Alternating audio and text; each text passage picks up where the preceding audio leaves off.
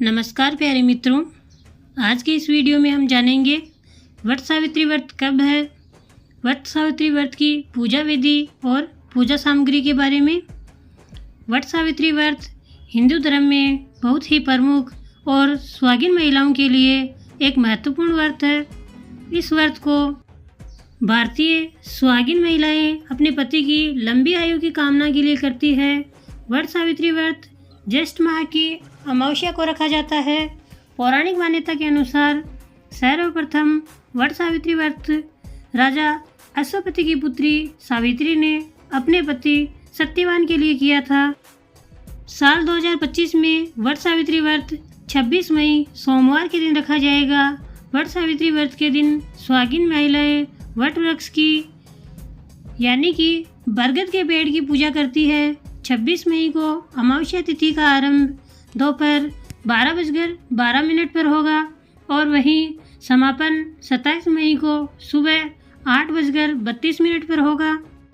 शास्त्रों के अनुसार अमावस्या विधि दोपहर के समय प्रारंभ होने के कारण वट सावित्री व्रत 26 मई को रखा जाएगा।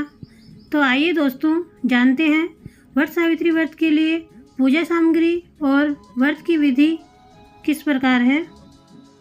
वट सावित्री व्रत के लिए आपको सत्यवान सावित्री की मूर्तियाँ, लाल कलावा, धूप, दीप, घी, फल, फूल, रोली, बांस का पंखा, सुहाग का सामान, पूड़ियाँ, बरगद का फल, जल से भरा हुआ तांबे का कलश, ये सभी सामग्रियाँ लेनी है।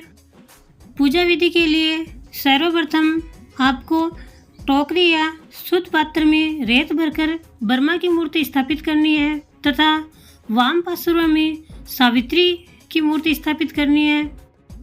दूसरी टोकरी में सत्यवान की मूर्ति स्थापित करें। फिर दोनों टोकरियों को वट वृक्ष यानी कि बरगद के पेड़ के नीचे रख दें। फिर सबसे पहले ब्रह्मा और सावित्री की पूजा करें, उसके बाद सत्यवान सावित्री की पूजा करें। इसके बाद वट वृक्ष को पानी से सींचें, अर्थात उसमें पानी दें। फिर फूल, मौली, रोली, कच्चा सूत, चना, गुड़ तथा धूप दीप अर्पित करके पूजा करें, जल चढ़ाएं। वट वृक्ष के चारों ओर कच्चा धागा लपेटकर 3 परिक्रमा करें। वट वृक्ष के पत्तों की माला पहनकर वट सावित्री व्रत की कथा सुने और भगवान शिव, विष्णु व ब्रह्मा से अपने पति की लंबी आयु व संतान सुख की प्राप्ति के लिए प्रार्थना करें। भगवान शिव से प्रार्थना अवश्य करें।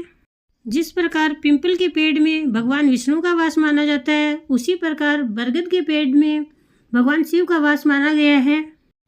इसलिए भगवान शिव से अपने सुहाग की लंबी उम्र व सौभाग्य के लिए प्रार्थना अवश्य करें।